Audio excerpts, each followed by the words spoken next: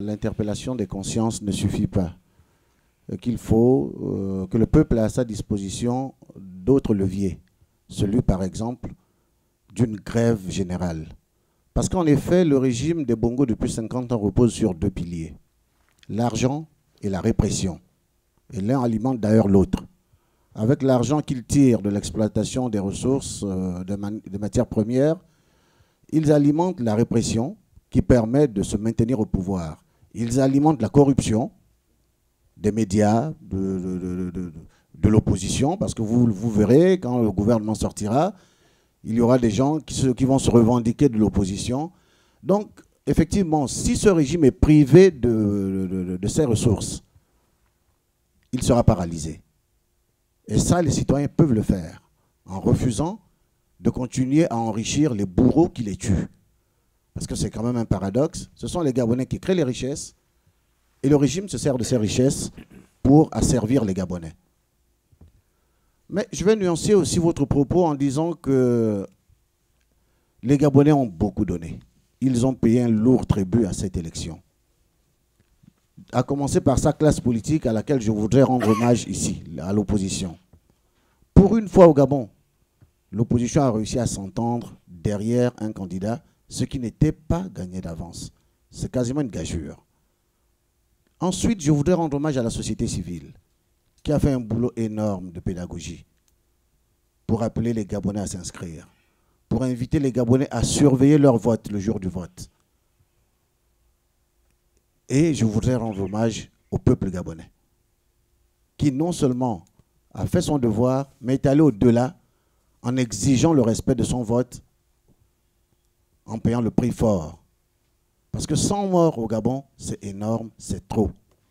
Pour un pays de moins de 2 millions d'habitants, c'est trop. Et même quand on parle de 100 morts, on est peut-être loin de la réalité. Parce que, et là je vais répondre à notre ami, parce que le pouvoir s'est organisé pour faire disparaître les preuves. Donc quand il y avait un ou deux ou trois morts, il subtilisait les corps. Il y a des maisons de pompes funèbres, la plus grande notamment, auxquelles ni la société civile, ni les journalistes n'ont accès. Donc ça veut dire qu'il nous est aujourd'hui matériellement impossible de vous dire, même avec une marge d'erreur de 50%, de vous dire combien de morts il y a eu. C'est après qu'on découvrira et je suis sûr que ça va faire très mal. Ça fera très mal. Ce qu'on sait aujourd'hui, c'est que il y a des centaines de personnes qui sont portées disparues. Il y en a des milliers, plus de 1000 qui sont aujourd'hui détenus dans des conditions inhumaines. Rien qu'à Libreville, ils ont arrêté, reconnu avoir arrêté près de 1000 personnes. Mais il y a Port-Gentil, il y a Lambaréné, Mouila et d'autres villes du Gabon. Et ce n'est pas seulement lors des manifestations. Après les manifestations, ils ont continué à opérer des rafles dans les quartiers. Ça continue même aujourd'hui. Nous avons le cas d'un ami, Alfred Ngiabanda. Depuis 10 jours, on est sans nouvelles. Un cadre de haut rang qui, depuis 10 jours, et j'interpelle les autorités gabonaises, pour qu'elles se prononcent sur le cas de M. Alfred Ngiabanda, qui est disparu. Ils sont allés le chercher chez lui, après les manifestations, après tout ce qu'on a pu connaître. Donc c'est difficile aujourd'hui, c'est même impossible de vous dire combien il y a de morts, de disparus, de blessés et de personnes détenues arbitrairement. Vous parliez des actions, je pense qu'il a donné une partie de la réponse, parce qu'on ne peut pas attendre seulement qu'il y ait une insurrection, que les gens descendent dans la rue, surtout face à un pouvoir qui n'hésite pas. Ali Bongo ayant remarqué que l'armée gabonaise est divisée et ne le soutient pas totalement, il l'a infiltré de mercenaires.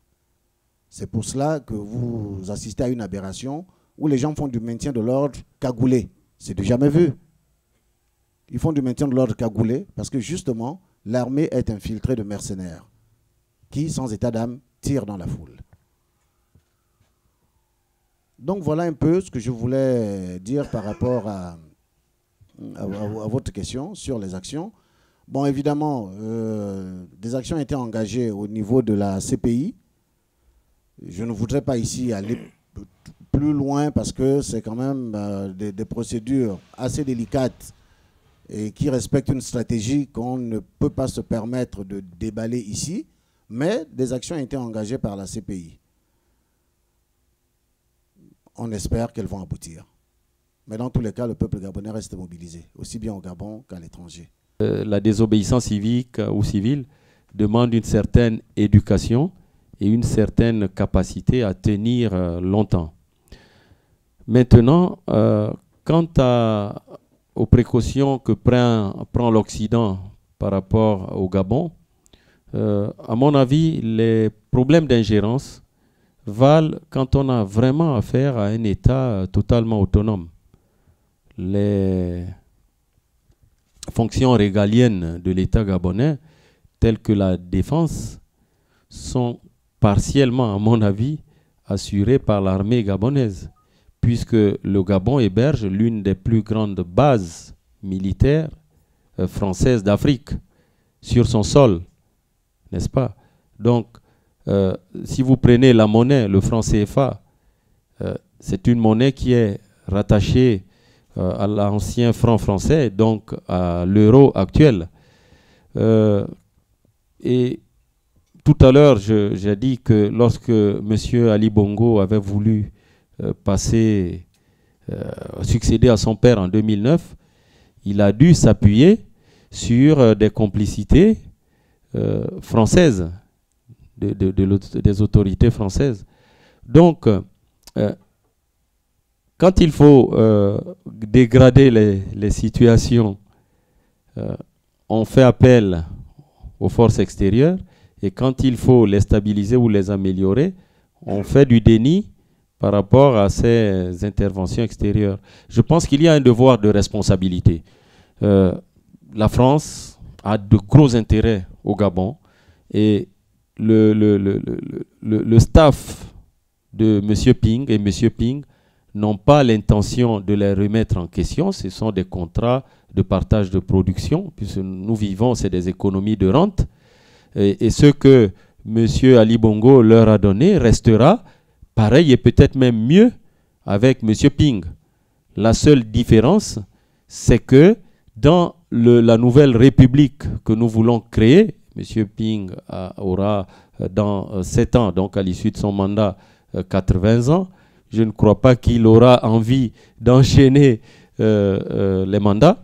Dans tous les cas, dans cette nouvelle république, les choses seront certainement plus saines en termes d'économie pour ces entreprises-là. Voilà en gros ce que je peux dire par rapport à cette question de l'ingérence ou de la non-responsabilité de l'Occident sur les problèmes de l'Afrique. Après, je vous ai dit qu'il y avait là une volonté de défiance du Gabon, de M. Ali Bongo, président autoproclamé du Gabon depuis hier ou avant-hier, vis-à-vis de l'Occident. Comment est-ce que ce message, tout est dans la communication aujourd'hui, nous vivons dans la communication. Comment est-ce que ce message va être perçu par les autres Africains?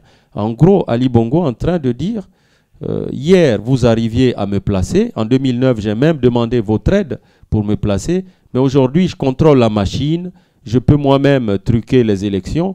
Et je vais me perpétuer au pouvoir tant que je voudrais au Gabon et commercer avec le Qatar, l'Asie. Et vous, les Européens, comme vous avez beaucoup de contraintes morales, vous resterez dans votre coin et moi, je fais du Gabon ce que je veux. C'est en gros ça le message. Donc, il y a une responsabilité. Je comprends que l'Union européenne ou l'Allemagne soient assez loin des problématiques gabonaises, mais la France est fortement concernée.